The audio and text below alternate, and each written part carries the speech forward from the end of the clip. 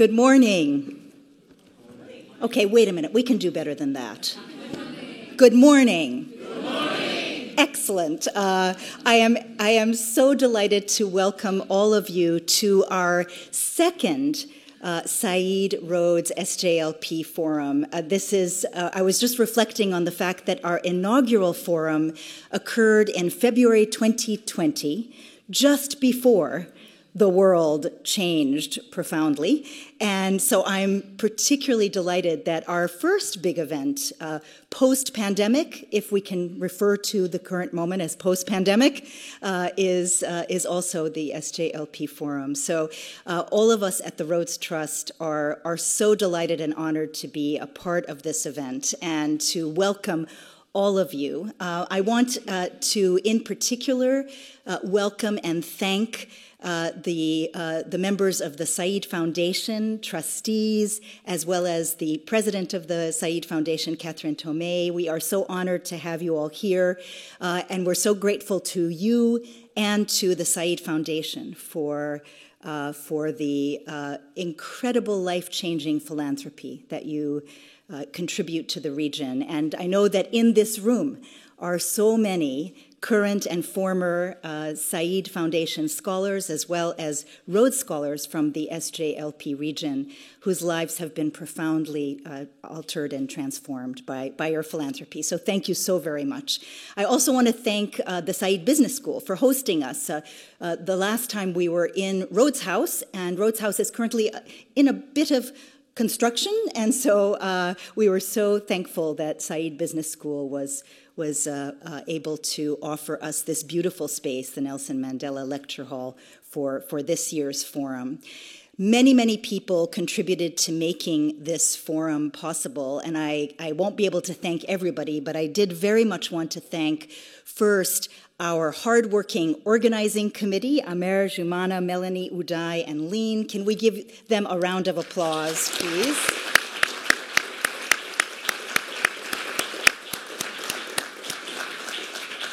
Also want to thank our SJLP Advisory Board, a wonderful group of distinguished scholars and leaders who have helped shape this conference, and we could not do it without you.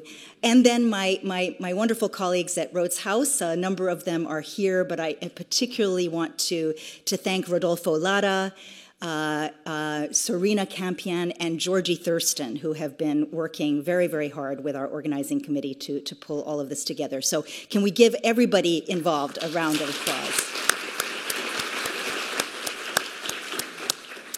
So it is once again an opportunity for us to gather and to think about the past, the present, and the future of this region. And I'm so thrilled that you are here. There is incredible energy and talent in this room. And I know that the conversations that we will be having over the course of today will lead to connections, to ideas, to joint action, and inspire work now and in the future that will build a brighter future for this extraordinary and important part of the world. So thank you again for joining us. Thank you. And I believe I will turn it over now to the chair of the SJLP Organizing Committee, Rhodes Scholar from Syria, Amer Baroudi.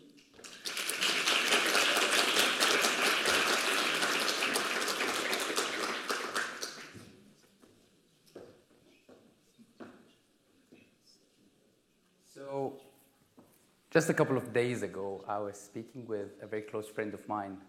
We grew up together in Damascus, in Syria. He's a brilliant guy, was top of class. I always was inspired by his, grit and how smart he was and how hardworking he is. So my friend survived bombing. Shelling went into their living room. His mom lost the ability to walk because of that, and he had to stay to take care of his mom, so he couldn't leave. So the daily life of my friend is really a survival mode, day by day.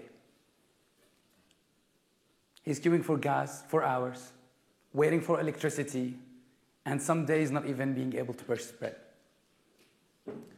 No flags were risen on top of buildings for my friend. But my friend never lost hope. Now, you might think this conference is about the past, present, and future of the region. But what it's really about is about hope. And I'll tell you why. We wanted to talk about the past, not to be stuck in the legacies that we have and to have all the old conversation that I think a lot of us are sick of, you know. But we wanted to take another critical lens on the past and to learn from it. And if there is an important lesson that we can learn from it, it's that change is inevitable. We've never been static in our life. Our region has never been static. So that perception of that we're stuck and we're always there, and that's the region. And the Middle East is complicated, right? I think if we look with the right lens, we can see that often that's not the case. But also, we wanted to engage with the present. We want to speak truth, and we want to debate, and we want to disagree, and you're going to hear from some people that you would agree with their opinions and others that you would disagree with their opinions. But what matters really is that we are working all or talking towards a common goal. We need to square and speak facts. And if we can be honest with each other and kind with each other, to be able just to listen and engage, we can have a foundation to move towards a future. And the last part of the conference, as you will see, is a panel on the future. And why we wanted to have that is that because we have the courage to envision a different reality for us. Now, when I asked my friend, how come did you never lost hope over all this time and over what you're going through? And what he said, Amer, as long as there is something that I can do, and as long as there is someone out there who's doing actions to make things better, I'll never lose hope.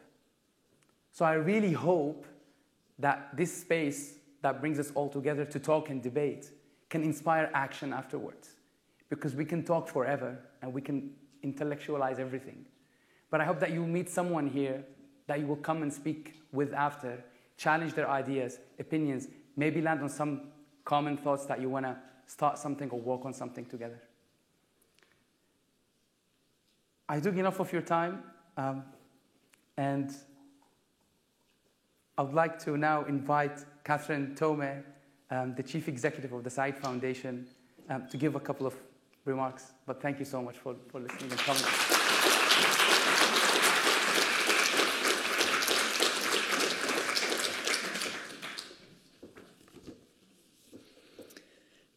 Good morning, ladies and gentlemen, honoured guests and scholars.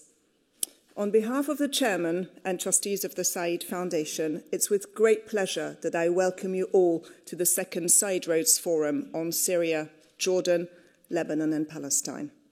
Ahlan wa sahlan. We are delighted that this exceptional event is being held here at the Said Business School, founded just over 25 years ago, thanks to the generosity of our chairman, Mr. Wafiq Said.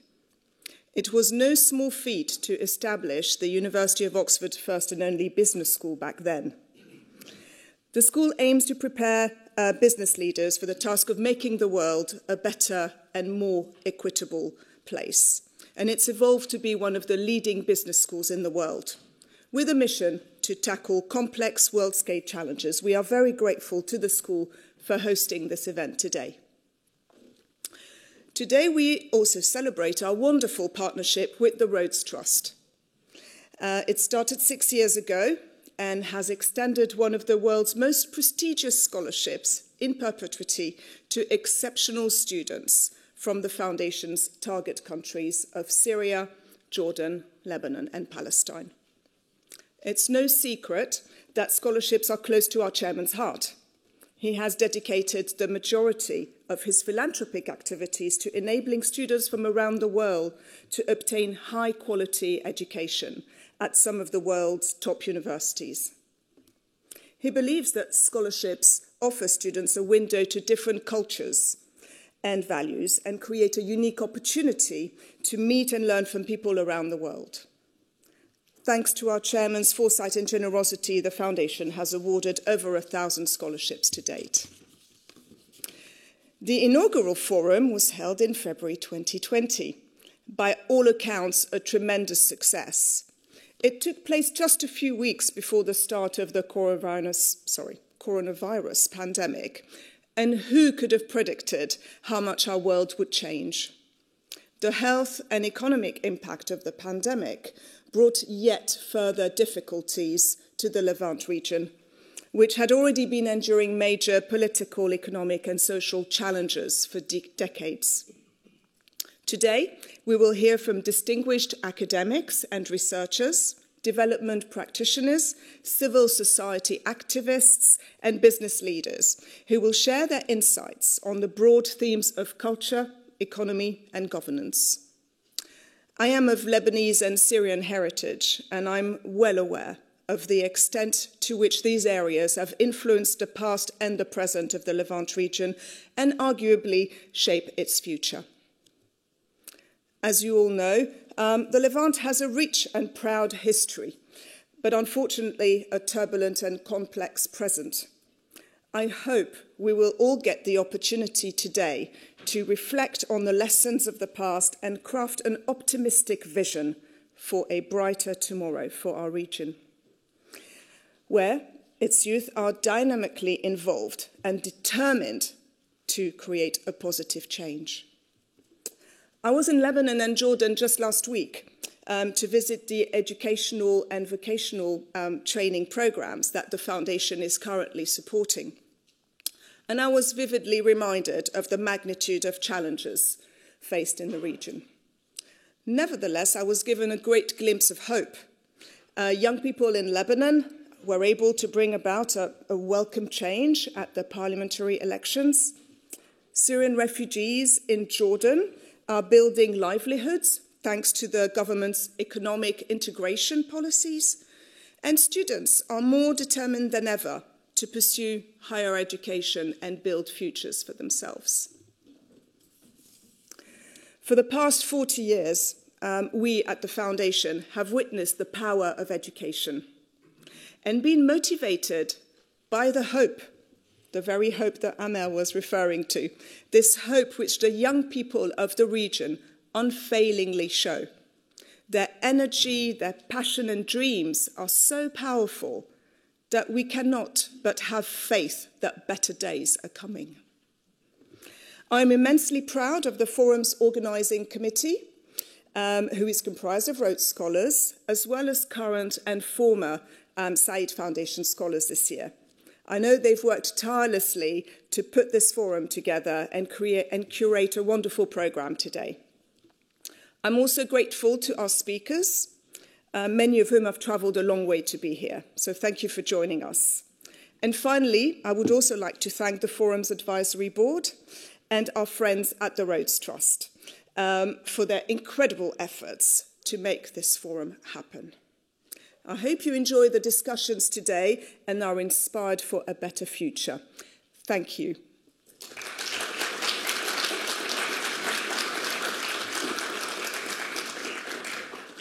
This concludes the welcome section of the forum, and I have some practical information to share. Our broadcast will continue in the next session. For full participation, hopefully you've downloaded the app, please find Historicising the Present and complete our first poll. For our virtual audience, click Historicising the Present live stream. And for our participants in the room, please access this via the main menu. I will now hand over to Jumana.